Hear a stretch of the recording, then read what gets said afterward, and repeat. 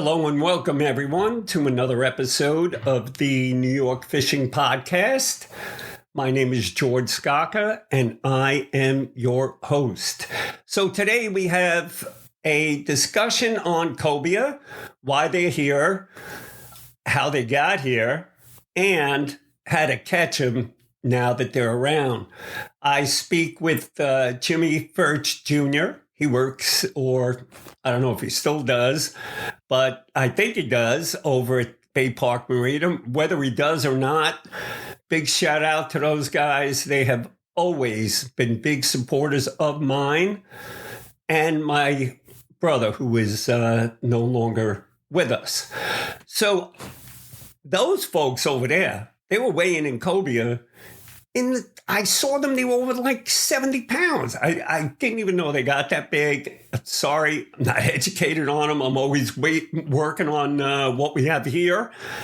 But that is one heck of a fish. And I saw photo after photo of fish that were weighed in at Bay Park. And I'm sure it was happening all up and down the coast. So I figured, hey, let's take some time. We'll speak with someone who's been weighing these fish, and he can tell us how they're being caught. And then we have an interview with the number one scientist, I would say, that's involved in this transition of fisheries that we're seeing. So listen in on the whole episode. Don't forget to subscribe. And once again, here we go with the junior Sharpie, Jimmy Furch Jr. I'd like to welcome our guest, somebody I've always used the term future Sharpie. He's kind of a Sharpie already, but he's a definite future Sharpie, and he's a junior fisherman. He's lucky that he's got a great dad who takes him fishing, who's taught him fishing, and who loves fishing. And his dad's just a great guy. He's also a public servant. And, we appreciate he's a first responder in the city, and we appreciate everything he does. And most of you folks would know him as Whalehead, right? Whalehead, not whale face, right? It's Whalehead, Jimmy? Whalehead, yeah. Okay. I hope you didn't pick that name out for him, did you? No, I didn't. It was his friends. Okay. So you work over at Bay Park Marina. Those guys over there have always been a huge supporter of mine. I started before you were born. I think they were there then. They probably were. 40 years. They were always supporters. They knew my brother Phil well before he passed on. And I always appreciate everything they bring to the game. And now that you're working there, it's great. And I wanted to talk to you. I saw you with a couple of cobia, and I know you're working at a place that's weighed a heck of a lot of cobia. Yeah, definitely. So I was wondering, what are you guys looking for now? I mean, anglers in the Sound, obviously, we haven't seen any, but nothing's impossible. We do have tons of dolphin in the Sound this year, which is weird. But I guess they're coming up. Do they follow the bait? Do they come later? And how do you target them? Take it one step at a time. When do you think you'll be hanging your first fish? Let me put it to you that way.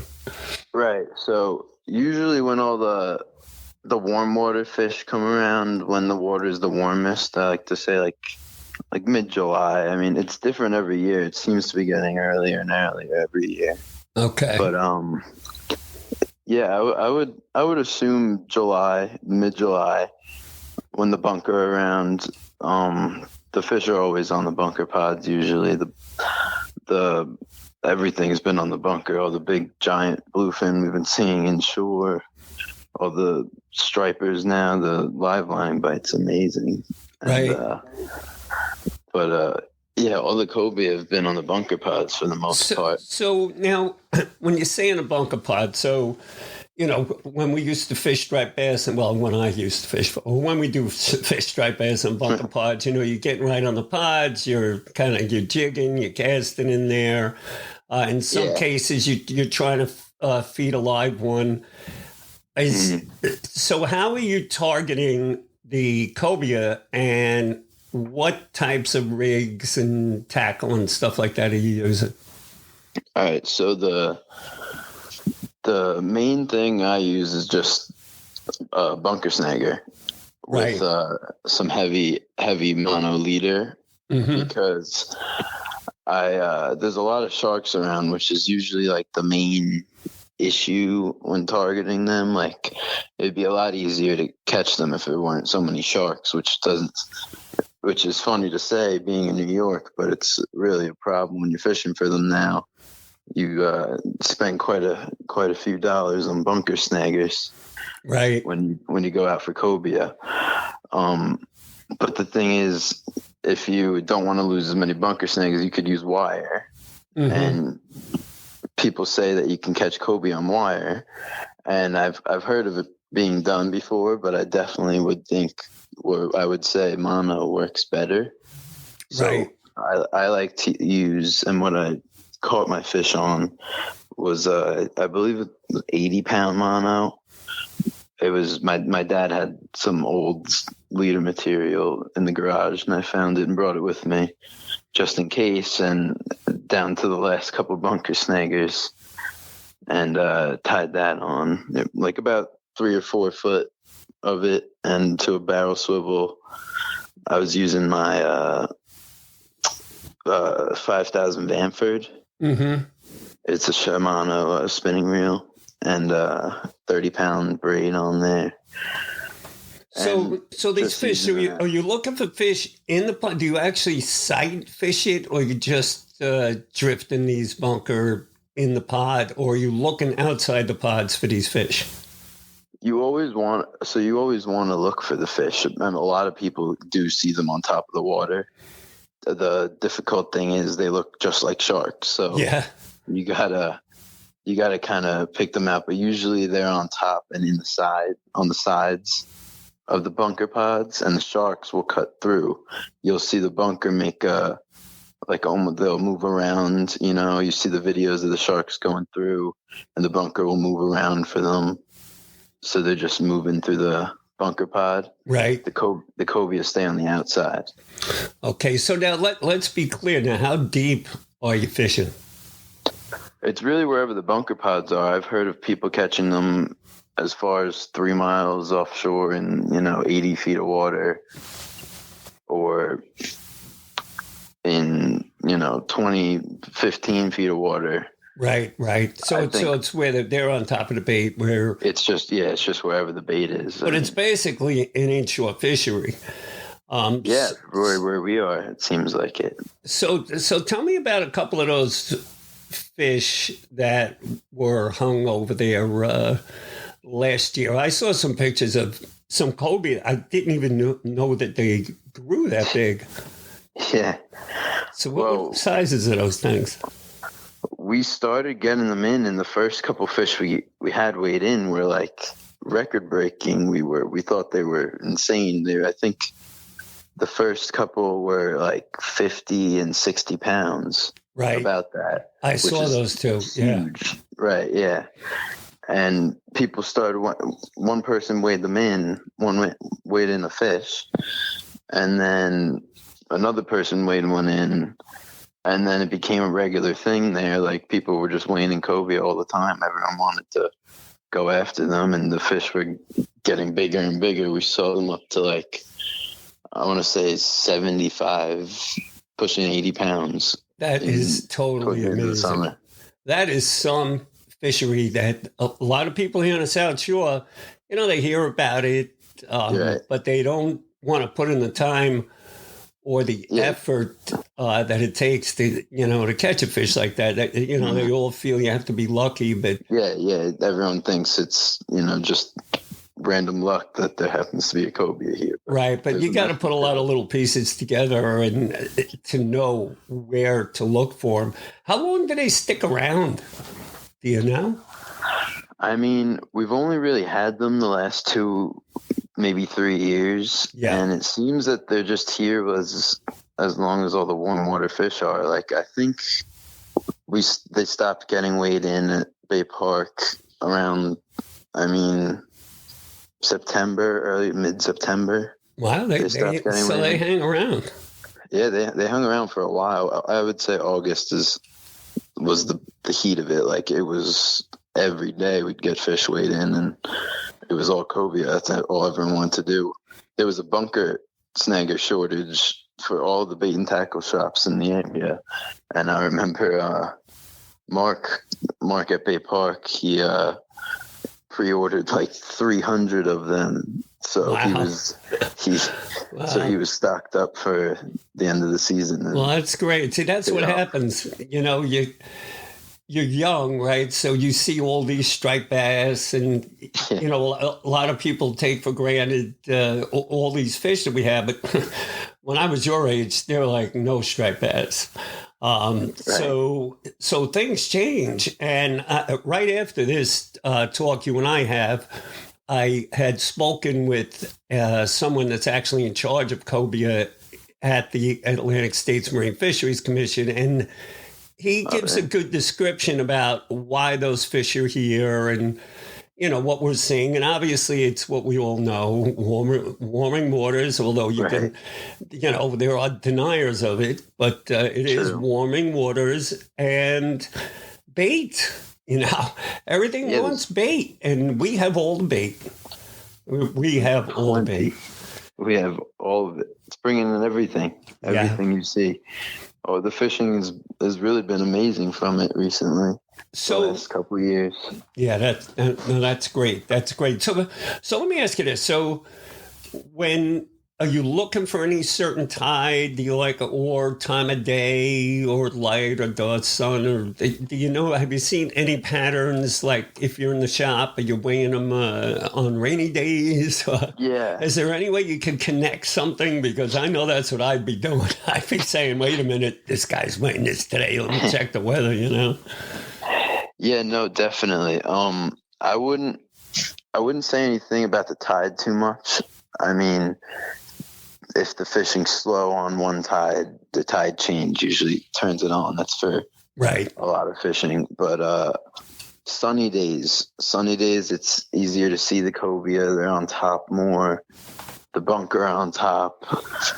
Sunny days were always the better days. If it was a nice day out on the dock, there'd be a lot of boats. It was always busy. There was always fish being weighed in with all the commotion. It was definitely sunny days. That's when I caught mine. That's usually when you hear, like, there was usually good days where a bunch of fish would get weighed in the day where it was sunny out, and next day maybe it wasn't, and there weren't any fish weighed in. Yeah, well, hopefully we'll get to a point where we can target them with artificials and all kinds of stuff, like they do down south, although it is a big bait fishery down south also. Mm-hmm. So, well, I do know some people, some charter fishermen too, actually, that have used bucktails and shads and things like that to catch them. Oh, and it works. Yeah, they've caught them on using that. One guy I know, he's caught more cobia than anyone I've known before. His name's Ian. Mm-hmm. He would use blue claw crabs, and he caught cobia after cobia after cobia. It was like clockwork. He could have been a commercial fisherman. I tell you, I've never eaten one. I hear they taste pretty good. Oh man, I love them. Did your dad let you at least taste some of your own fish? Oh, the cobia! Oh my god, yeah, yeah. He wouldn't even cut it. He made me cut it. he really is. Yeah. So you guys do a lot of fishing. Tell me a little bit how often you fish. I mean, before I started working, when all I did all summer, I would fish. If I wasn't hanging out with my friends, I was pretty much just fishing. Yeah, tough life. I mean, I love it. We would fish and try every different thing we could possibly do in a 23-foot boat. Right. I would beg him to go farther and farther every time, try and do something else. Yeah, I'm sure you would. I've seen you guys out at, I think McAllister or AB. I saw you out there somewhere.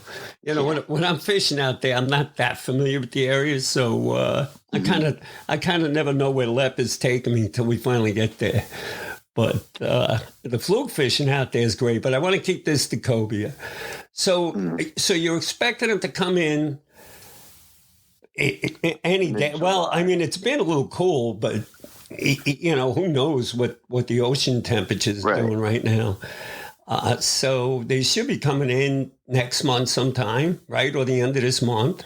Yeah, I would assume so. I mean, everything seems to be coming in earlier and earlier each year. I wouldn't be surprised if it came in the end of this month or the beginning of next month. Well, I tell you what, we'll be doing is definitely keeping an eye on Bay Park's fishing reports over there.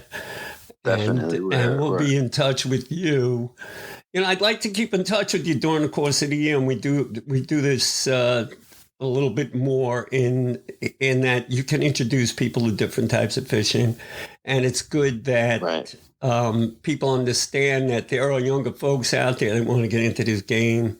Of course, a bunch of friends that do. Yeah, that's really good to know. So, okay. Look, I appreciate your time on Cobia. I do hope to get mine this year. So, you know, let me know if I'm going out. You see me going, throw me a hot tip, send me a text. I know you're not going to because your father will kill you, but that's okay. I'm going to get one of those suckers this year. I am getting a Cobia. It's a lot of fun when you do. Oh my God. Yeah, that's all I want to do. They're a good fighting fish.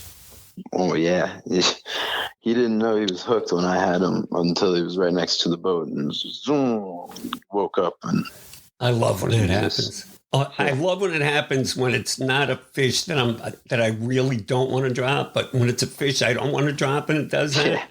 Oh my God! Then all of a sudden, your heart's beating out of your chest. Exactly. So I had that happen to me this year on a freshwater fish, so I don't want to talk about it. This is basically saltwater stuff right now. So, All right, Jimmy, we are going to speak definitely during the course of the year. I'd love to get some updates, you know, from you on what's happening over there at a Bay Park. If I can help Mark and the gang at all through this, we do have a number of listeners, and it's growing each episode. So pass along my thanks to everyone. Say hello to your dad. Keep up the good work. Keep posting your photos. And look, spend some time on nyangler.com. We miss you. Yeah, I've been looking at the site recently. Yeah, well, let me tell you, it's going to start growing. We have a whole new, beautiful site being built, but that's a surprise. That'll be coming out soon. But spend some time there. Send your friends there. And again, say hello to your dad for me. And I thank you so much for coming on. Of course. And I will be sending you, or hopefully I'll be weighing in a cobia at Bay Park. All right. Send me a text. Yeah, I sure will. All right, Jim. Good speaking with you, and good fishing. And we'll do this again very soon. Sure. All right. You got to get out there. You got it. Thank you, buddy. You got it. Bye-bye. There you have it, folks. Jimmy Furch Jr., a angler and a good angler in his own right. I've seen him out there deep water fluking, and I've seen many photos of some great fish that he's caught. The kid has learned a lot. It's pretty obvious this cobia fishery is a sight fishery. Everything I read up and down the coast, they're targeting with live bait, and it's a sight fishery. It's not like, you know, you're going to go to the rip and you're going to find bass there. Or you're not going to find cobia in the same spot. They're moving around with the bait, but there are a lot of fish being caught. Now, with that said, things are changing. You know, I mean, we could be in denial and say they're not, or that I don't know what's causing it. I don't pretend to have any idea what's causing it, but things are changing. They just are. We see it in the water temperatures. It can't be denied. So what's happening is we have a transition of fisheries. I've discussed this and I will continue to do so as we have more and more of southern fisheries that are headed up into the New York Bight area. This is happening consistently over the past couple of years. So I went straight to the top to find out what the scientific community and management community thinks is happening regarding this transition. And also there's an in-depth discussion on the Cobia itself. And, get ready. They should be showing up soon. From what I hear, there are some bunker down in Jersey on their way up. For some reason, we're a little thin on bunker right now, but hopefully that'll change. As soon as they come and you got the bass on them, you know that the Cobia are going to be there this year in better numbers. So listen to the way Jimmy fished it. There are other tactics, obviously. I've seen some folks that kind of fish them like they're fishing a bass. They'll hook it up as a live bunker rig and swim it back out. And they do work. They also mention about fishing on the outskirts of the bunker schools. So look, it's just one of those fisheries that you're going to have to be in the right place at the right time. But if you are, make sure you're ready. It's like you got to be ready for it. Because if you're not ready, it's going to happen. So you be ready. And if you see them, cash in on them. I hear they're a good fighting fish and excellent eating fish. And obviously, just as us recreational anglers always do, just take what you're going to eat and you can release the rest. And now for my interview. Line with Dr. Dan Creer. He's a marine ecologist studying the effects of the changing environment on marine species and fisheries. And first, Dan, I'd like to welcome you to the show. You are involved in something that's really has my interest and things that are happening right now. I'm a believer that there's a lot going on under the water right now, and we're in this transition that, maybe I'm wrong, but I'm seeing a lot of things. And I kind of wanted to get your take on it. And specifically, maybe we could start out with this new fishery that we have called the Cobia fishery. I mean, we have had actually regulations in place for this fishery for the longest time, but I used to wonder why. Now I know. I mean, we had a lot of big Cobia come aboard. So again, welcome to the show, Dan. Awesome. Thank you for having me. This is great. So what are your thoughts on the fact that we now have a targeted fishery directed at Cobia? So, it's like the first time ever. I've been doing this for 35 years now. So I know for a fact that you can count on one hand the time there was a 50-pound Cobia weight. Right. Yeah, it's definitely going to continue as well. Because of the continuously warming waters. It may not happen every single year, but on years when we have warmer temperatures or warmer waters, that these species are going to, especially including Cobia, are going to continue to shift further north, especially during the summertime. And these shallow areas right around Long Island are nice and are right around their sweet spot of temperatures that they like. So I'm not surprised at all. I'm not surprised that you're seeing it more often. And some of the work that I've done, I showed that during warmer years, Cobia are further north. During cooler years, they're not as far north, right? And as you get further into the future, and we still have the continued trend of warming, we're going to continue to see Cobia more and more often be found further north off of New York and New Jersey. Yeah. So now, what about the fact? See, I was thinking that it's warming, the fish are coming up, and when they get here in New York, we have these great protections in place for our menhaden and bunker fisheries, like, none of the reduction fleet are allowed in our waters at all. So we've been getting, tons and tons of bait to the point that humpbacks are 30 yards off the beach. And so there's a ton of bait in there. And I'm wondering how much that plays into it.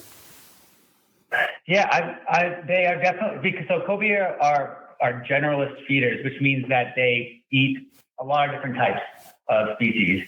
And so what makes that nice for them is that they can move into new places and still find food. Luckily for them also, menhaden are also found up in Virginia and North Carolina and whatnot, where they are known to reside as well. And that's the primary species that cobia feed on.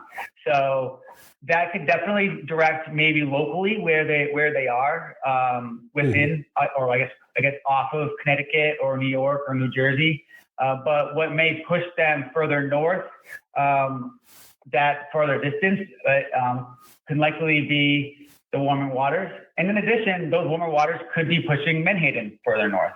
So for a given few weeks or for a given month, as they're following like the localized warming that's happening throughout the summer.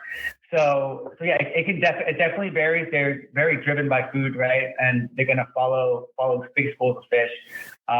So it's a little hard to tease that apart, whether it's temperature or prey or both. And my guess is that it's probably a combination of both. And temperature is affecting both the prey, like menhaden, and cobia. Okay. Is there a directed commercial fishery with cobia?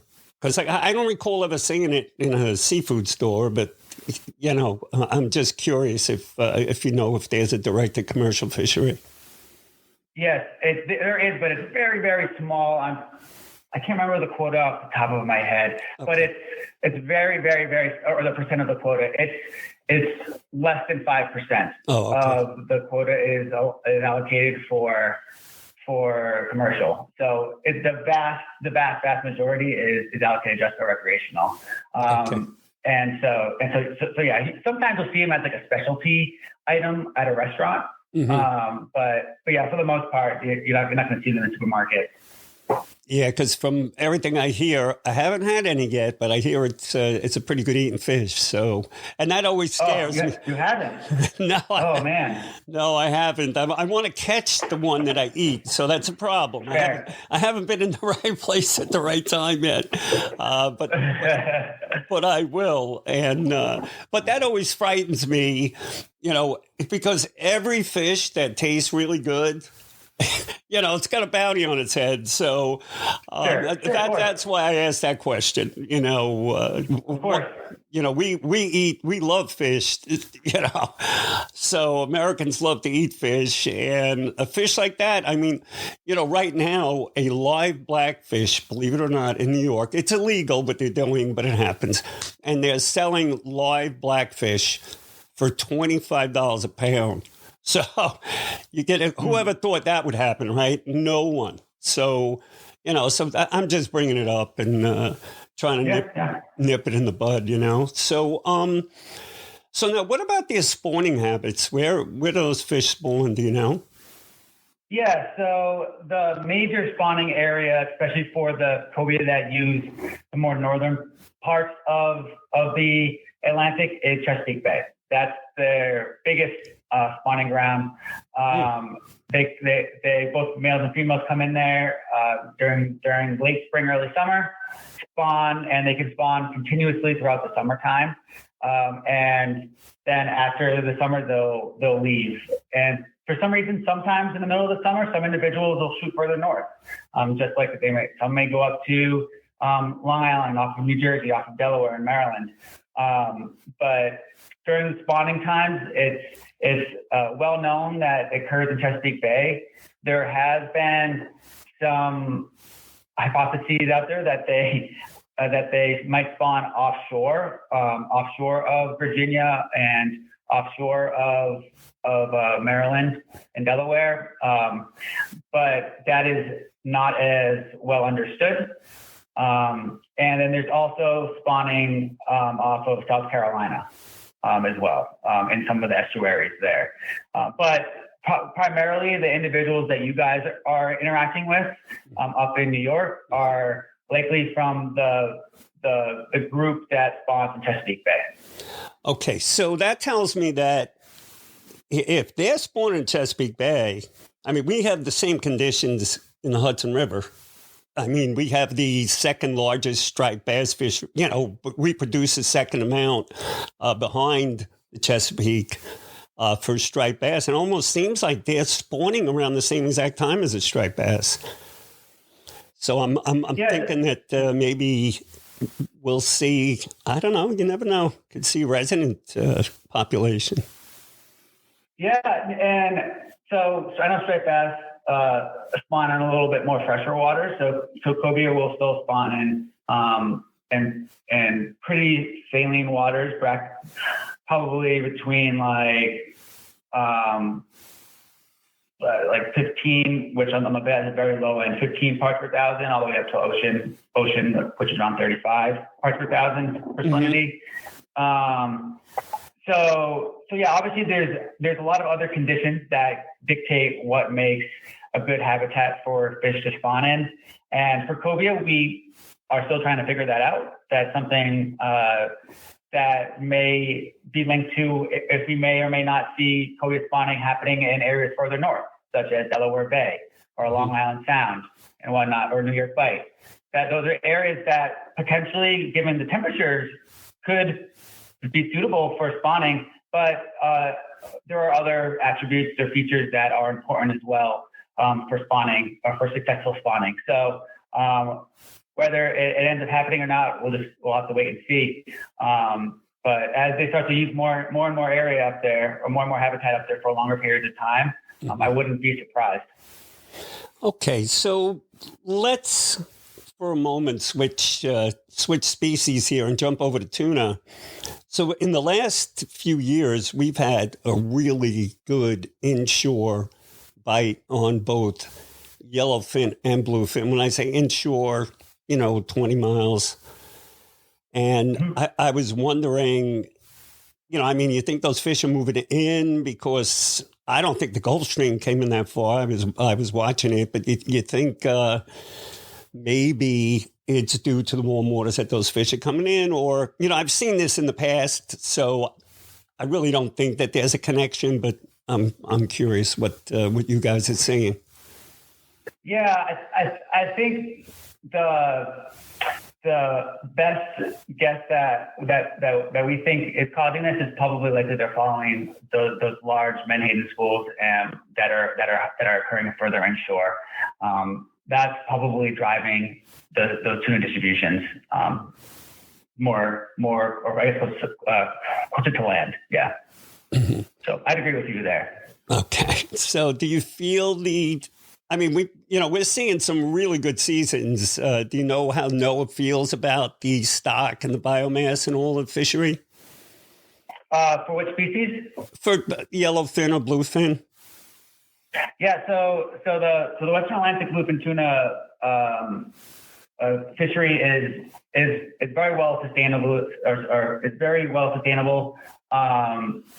There's been a lot of work done by NOAA Fisheries to improve the populations for especially Western bluefin tuna, and yellowfin tuna as well has improved as well. But yeah, so far they are both very sustainable fisheries. So we encourage you to eat local, and support U.S. caught fisheries for sure. Absolutely. So give me your general outlook for what you see happening. I'm of the belief, as we discussed off air for a minute, that we're in the middle of a huge transition, that things are happening underneath the water, that, we can't see what's happening. So, like you said before, the cobia may be spawning offshore. I'm an advisor on the Weak Fish Board, and I was shocked to find out a couple months ago that there are weak fish being caught like way offshore in the winter. So like I never even knew they were out there, you know. So here we are. We're experiencing like crazy stuff. Like we used to have winter flounder. You could sink a boat in them. Mackerel would run through the sound and for a couple of weeks. And we had Tommy cod. We had all these different fisheries, yet there's a lot that we have that we didn't have. So, for example, sea bass have been phenomenal. The fluke fishery is hanging in there. It's still hanging tough. I mean, that wasn't really around that much, back in the late, I'm going to say early 80s. I'm showing my age here. So, so we see this huge change, and then we have all the lobster in Long Island Sound die. I mean, they literally died. There's not a lobster in the Sound. I mean, it's exaggeration. I mean, you may see a lobster here or there, but they're all gone. And by the way, we have an estimated 1 million ghost pots laying in the middle of the Sound right now. So that doesn't help. No. So, and it's funny, not that it's funny, but it's ironic that a lot of these folks that are fishing that send down video cameras, you almost always see a ghost pot when they're in the Sound. I mean, every shot, I see one back there. So they're all over the place. But what do you think is happening, or what is happening that's causing this change? Yeah, well, I think, again, a lot of it is the ocean conditions changing. Basically, we have just continued warming oceans, right, from climate change. And so in the Gulf Stream is shifting northward, and the Labrador Current, which comes down south and inshore from basically Canada, that's what keeps the coastline up in New England and whatnot, and north of Hatteras cool, that Labrador Current. That is weakening. And so a combination of those things are contributing to species just shifting further north to their sweet spots, right? So for a given species, there's a range of temperatures that they prefer to be in. Right. And if that range is, or if those conditions are down off of Virginia 1 year, and then all of a sudden in 20 years from now, those conditions are now off of New York, that those species are going to follow those conditions, given that, or as long as, there's food there, right? And so temperature is a major driver physiologically for a lot of marine species.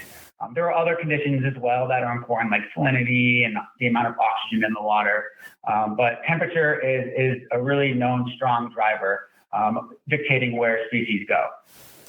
And we could expect to see this continue. I mean, actually, it's been happening, over time, but now we're all realizing what has been happening and why it's been happening. I mean, winter flounder, everybody wants to know why we can't, there are no winter flounder inshore, yet the offshore fishery is loaded. So I'm thinking the water just got too warm for them, and they moved out.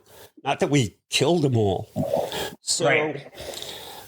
So I'm going to ask you, I don't know if this is in your wheelhouse, so to speak, but do you have any opinion on what's happening with the whales that are washing up on the Jersey Shore? I know it's a touchy subject because of the green energy and all that stuff, but I'm wondering if you're aware of what's going on and have an opinion. Yeah, I'm only slightly aware of it. Unfortunately, the marine mammal side is a little bit outside my expertise. Okay. So it's hard for me to comment too much on that, but I am aware. I've seen, or I've read some stories and I've seen pictures, absolutely, but I'm not fully aware of what's driving that. Okay. So the other one that you cover in shark too, right? Yeah. Obviously, we love the mako shark in New York, and I know it's totally off base, but how healthy is that fishery? That's an amazing freaking fish, So I'm curious as to what you guys, how you feel the overall biomass is doing. Well, so it is tough because it's an internationally managed species, right? It's managed by ICAT, right? And so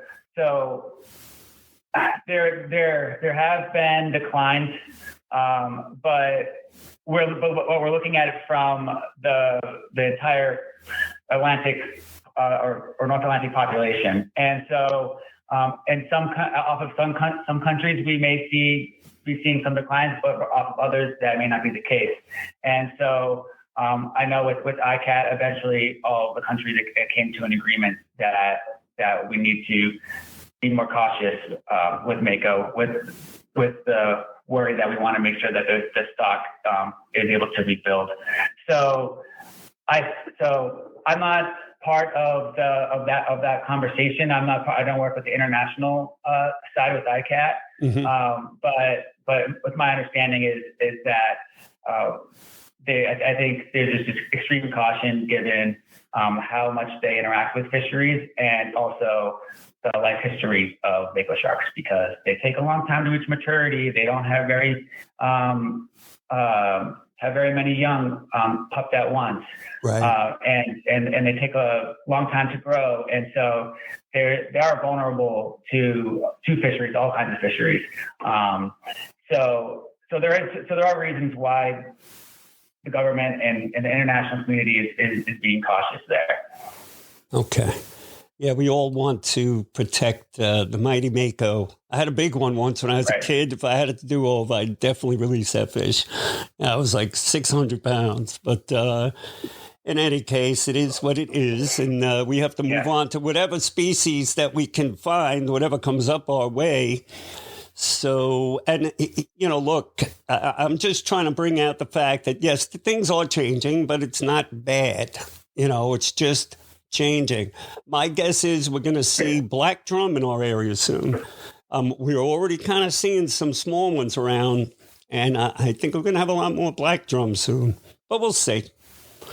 So, yeah, I think it's safe to say that you should expect to see, especially during warm years, some unique species being found further north.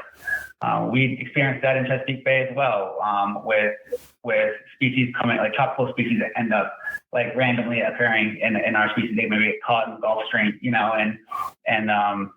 and fall to warm water, into the bay. But yeah, so I think it's going to continue, and yeah, I'm not surprised. It's probably going to continue at a faster rate as well, but at a higher occurring rate. I get it. Well, look, I truly appreciate this interview and your time. I'm going to keep your number and your email because something tells me we're going to be talking again pretty soon. So is there anything else that you'd like to inform our listeners about? Anything? Oh man, I think you got to get prepared to, buy your bucktails and your sight casting rods and some towers, and hopefully you're able to catch some cobia, because they are an awesome fish to catch and an awesome fish to eat. And currently they are sustainable. And so if you can get out there and catch them, I hope you're able to and enjoy it.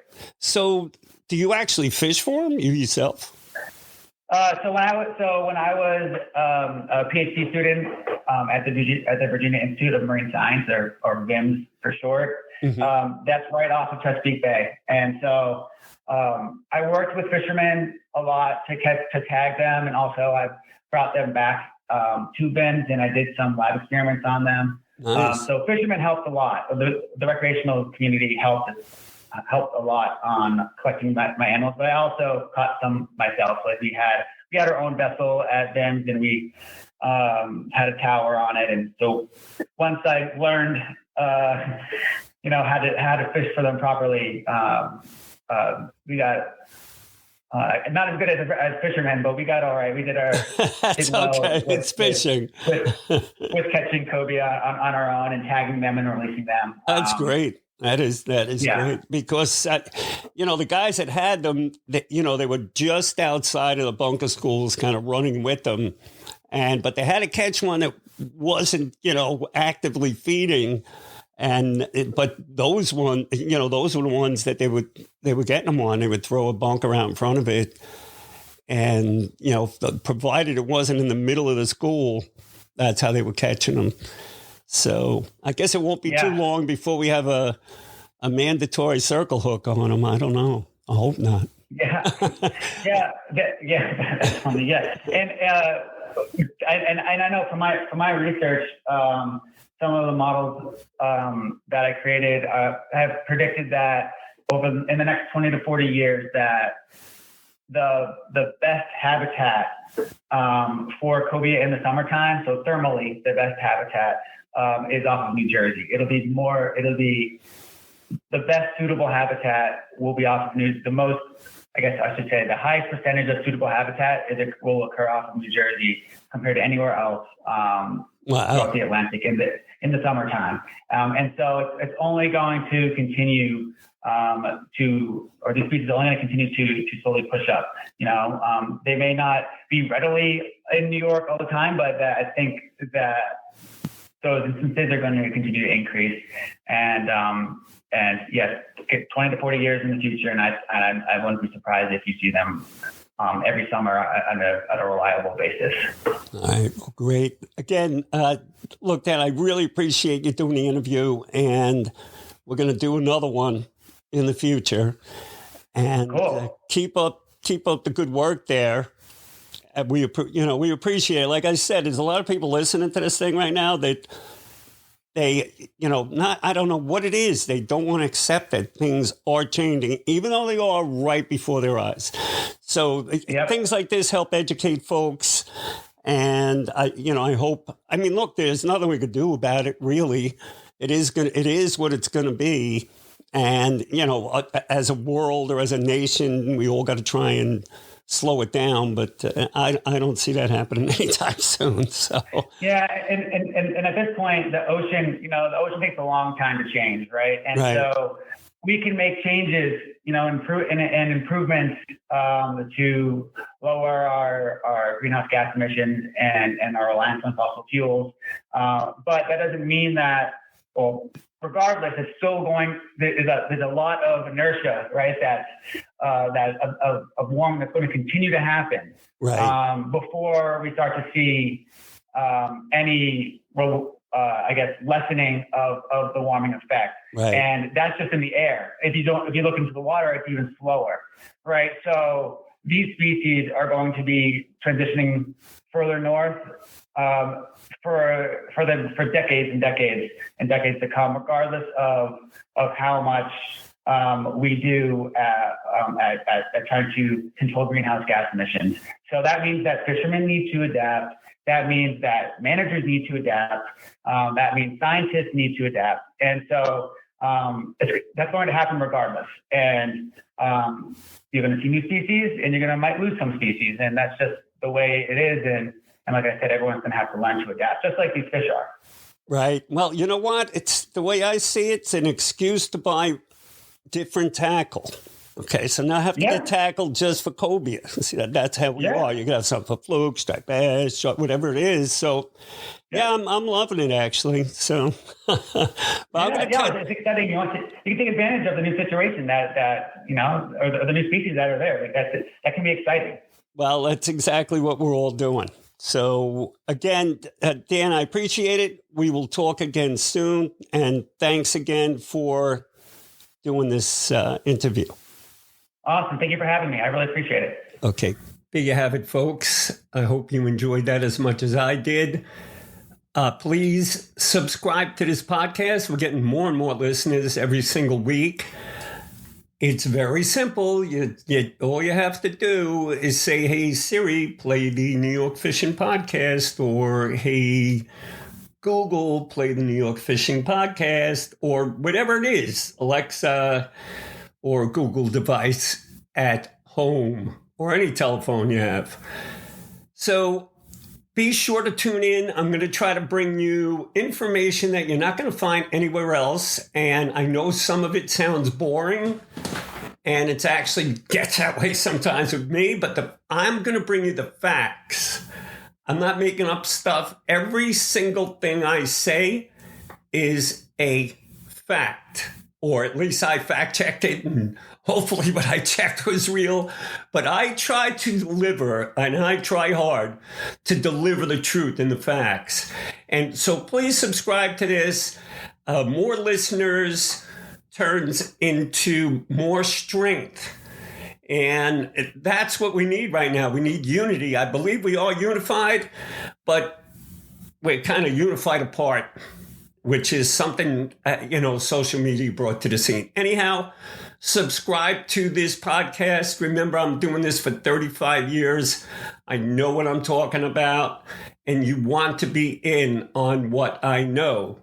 As the next episode, which I may just do right after this one, will tell you all about what's going to be in your New York State fishing license, which you will have in 2024. Don't bother to fight it. It's done.